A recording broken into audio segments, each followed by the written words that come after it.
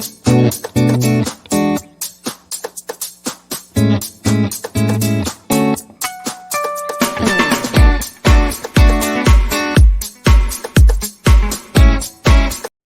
Students, good morning, good evening, good afternoon, जब भी जैसे भी आप देख रहे हैं। मेरा नाम है ईशा जैन और आप देख रहे हैं पॉलिटिकल कनेक्शन। जैसे कि हमें पता है हमारे भारत में 3 संस्थाएं हैं, 3 में से हम 2 पढ़ चुके हैं। कौन कौन सी? कार्यपालिका और विधायिका, हम ये दोनों पढ़ चुके हैं। हमने कार्यपालिका विधायिका में क्या देखा था कि वो कानून बनाती है और कार्यपालिका कानून को लागू करती है। अब लागू करने के बाद क्या होता है कि अब कानून को जो है न्याय कौन देगा? जो कानून बनाया गया है उस पर न्याय कौन करेगा, इंसाफ कौन करेगा? तो उसके लिए क्या है? न्यायपालिका, जो है आपका चैप्टर नंबर 6। अब इसको देख लेते हैं आज इसमें क्या क्या है। अब हम इसमें सबसे पहले देखते हैं न्यायपालिका। न्यायपालिका क्या है? अब देखिए, एक न्यायपालिका संस्था है जिसमें आप जो है जो भी कानून बनते हैं उसमें क्या होता है, कानून का न्याय होता है। अगर कोई भी कानून लागू होता है तो उस पर जो न्याय देगा वो कौन देगा? वो न्यायपालिका, मतलब न्यायपालिका में दिया जाएगा, इसमें कोर्ट देगी। ठीक है। अब हम इसमें देखेंगे कि जो हमें स्वतंत्र न्यायपालिका क्यों चाहिए, हमें स्वतंत्र न्यायपालिका की क्या ज़रूरत है, हमें उसकी ज़रूरत क्यों है। देखिए, अगर मान लीजिए संसद में किसी भी मान लीजिए कोई धर्म को लेकर विधेयक पारित कर दिया जाए, उसे नियम बना दिया जाए और सरकार उसको नियम को लागू कर दे धर्म के अनुसार। क्या नियम है कि आपको एक ही धर्म मानना है और कोई धर्म नहीं मानना। सरकार कह रही कि आपको एक ही धर्म के अनुसार चलना है, आप अपनी मर्जी से धर्म का कुछ भी नहीं कर सकते। तो ये क्या है? एक तरह से तानाशाही की टाइप है कि एक तो ज़बरदस्ती हो गई कि हम एक ही धर्म क्यों माने, हमें तो अपनी आज़ादी मिली हुई है, हमें अपना मौलिक अधिकार मिला हुआ है, हमारा मौलिक अधिकार हमसे छीना जा रहा है, तो ये तो गलत हो गया। तो अब क्या होगा? अब आपसे आपको धर्म छीना जा रहा है कि आप जिस धर्म को भी अपनाना चाहते हैं, मानना चाहते हैं, उस धर्म को ना मानकर सरकार कह रही है एक ही धर्म को मानो। तो आप क्या करोगे? अपने मौलिक अधिकार का आपका हनन हो रहा है, आपसे छीना जा रहा है। तो आपको पिछले चैप्टर में भी समझाया गया था कि अगर आपके मौलिक अधिकार आपसे छीने जाते हैं तो आप डायरेक्ट कहाँ जा सकते हैं? सर्वोच्च न्यायालय, सुप्रीम कोर्ट आप डायरेक्ट जा सकते हैं। अनुच्छेद 32 क्या कहता है? आपको एक तरह से वो गारंटर है। कौन है वो? न्यायपालिका ही तो है। वो आपको गारंटर है कि एक तरह से कि वो आपके जो गारंटर है जिसने ले रखी है कि आपके मौलिक अधिकार कोई आपसे नहीं छीन सकता किसी भी तरीके से। तो फिर अगर आपसे कोई छीनता है तो क्या कर सकते हो? आप सर्वोच्च न्यायालय जा सकते हो। तो आपके पास भी पूरे अधिकार है, आज़ादी है कि आप न्यायपालिका जा सकते हो।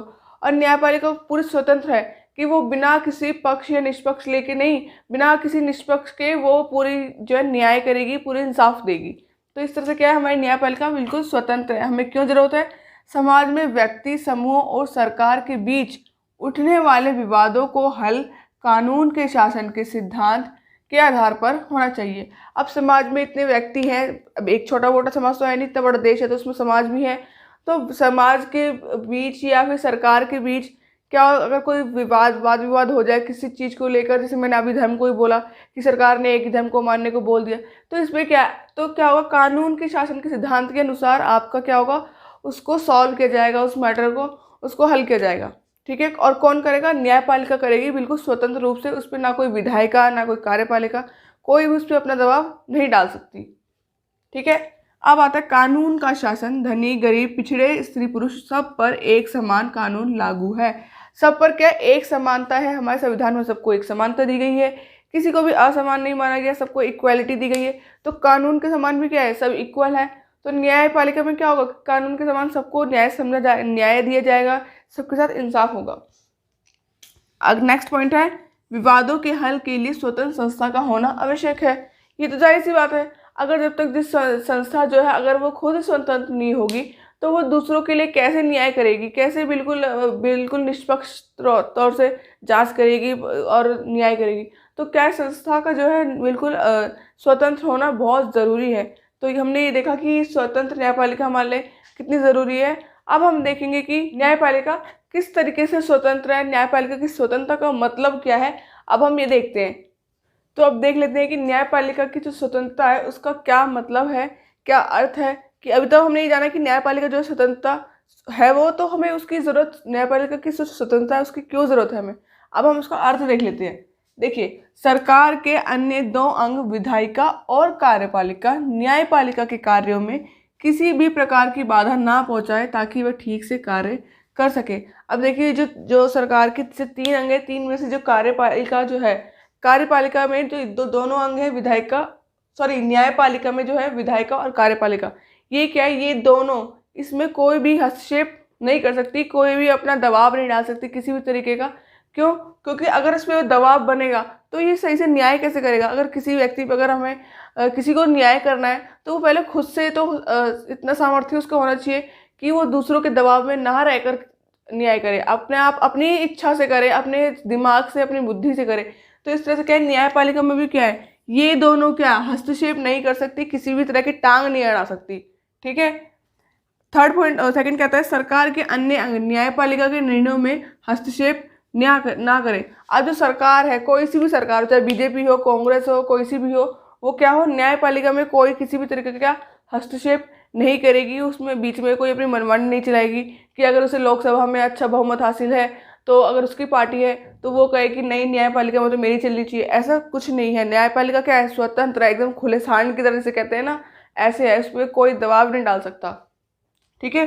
अब है इसमें न्यायाधीश बिना भय या भेदभाव के अपना कार्य कर सके। अब जब वो स्वतंत्र होगा, बिल्कुल आज़ाद होगा, उसे किसी का डर नहीं रहेगा, तो वो जो निर्णय लेगा वो कैसे लेगा, बिना किसी डर के लेगा। तो उसके साथ कोई, उसको अपने आप खुद के लिए भी डर नहीं रहेगा, ना कोई भेदभाव करेगा वो अपने काम में कि अच्छा ये तो पैसे वाला व्यक्ति है, मुझे इसकी तरफ पक्ष लेके कहना चाहिए, ये गरीब है तो मैं इसका नहीं लूँगा। वो क्या इस तरह से भेदभाव नहीं करेगा, ना उसे खुद के लिए कोई डर होगा। तो न्यायाधीश क्या, बिना भय के, जो वकील होगा, जो वहाँ पे उसके लिए केस लड़ रहा होगा न्यायपालिका में, जो भी, या फिर कोई जज होगा, तो वो किस तरह से जो न्याय करेगा वो बिना डर के करेगा, बिना किसी के दबाव के करेगा। तो इसी तरह से अभी हम इसके और पॉइंट देखते हैं कि जो न्यायाधीश है वो बिल्कुल स्वतंत्र रहते हैं। वहाँ पे न्यायपालिका जो है बिल्कुल वो स्वतंत्र है, वो किसी के दबाव में रह के, किसी के प्रेशर में रह के कोई भी कार्य नहीं करती। अब आपके कुछ पॉइंट्स हैं न्यायपालिका की स्वतंत्रता के, चलिए भी देख लेते हैं। पहला पॉइंट कहता है आपका, न्यायाधीशों की नियुक्ति में विधायक शामिल नहीं होंगे। जो न्यायाधीशों की नियुक्ति होगी, मतलब जो भी वहाँ पे कोर्ट में जो वकील होंगे, आपके देखिए पिरामिड की शेप में आपकी जो है ये इसमें कोर्ट है। सबसे पहले चोटी पर तो सुप्रीम कोर्ट है, जिसे बोलते हैं SC शॉर्ट में। इसके बाद आता है आपका हाई कोर्ट, फिर आता है आपका डिस्ट्रिक्ट कोर्ट। ठीक है। फिर यह जिला अधीनस्थ, जिला कोर्ट के बाद ये सब आते हैं। ठीक है। अब इसमें पहले क्या कहता है कि जो न्यायाधीशों की नियुक्ति है उसमें क्या विधायक शामिल नहीं होंगे। जो भी जैसे सुप्रीम कोर्ट में मान लीजिए कोई न्यायाधीश, जो जज, जो वकील हैं, उनके हमें नियुक्ति करनी है, उनकी नियुक्ति करनी है, तो इसमें क्या होगा, तो उसमें कोई भी विधायक जो शामिल नहीं होगा। सुप्रीम कोर्ट में क्या है, विधायक दखलंदाजी नहीं देगा। वो कहता है कि तुम्हारा मामला है, तुम अपने आप देखो, इसमें हम कुछ नहीं कर सकते। ठीक है। तो इसमें क्या है, उनकी नियुक्ति में भी कोई भी कुछ नहीं, दखलंदाजी नहीं देगा। अगला है आपका न्यायाधीशों का निश्चित कार्यकाल। जो न्यायाधीशों का जो होता है वो काम करने का समय जो होता है वो 6 साल होता है। ठीक है। तो इनको 6 साल से पहले इनके पद से नहीं हटाया जा सकता, और इनकी जो काम करने की जो आयु है वो 65 वर्ष तक है। ठीक है। 65 वर्ष तक ये अपना कार्यकाल कर सकते हैं, इनके बीच में इनको नहीं हटाया जा सकता। तो इस तरह से ये पूरे बिल्कुल बिना डर के क्या करते हैं, अपना न्याय देते हैं, अपना काम करते हैं। तो इन्हें किसी चीज़ का जब भय नहीं रहेगा, अपने कार्यकाल से हटने का भय नहीं रहेगा, तो फिर ये क्या करेंगे, अपना एकदम आराम से, सही से, बिना किसी डर के, बिना किसी प्रेशर के न्याय करेंगे। ठीक है। वित्तीय रूप से सरकार के अन्य अंग पर निर्भर नहीं। जो इनको सैलरी जो है, जो न्यायाधीशों को जो सैलरी देगा वो कौन देगा, वो सरकार का, उससे कोई मैटर नहीं है, सरकार ना ही उसमें हस्तक्षेप करेगी।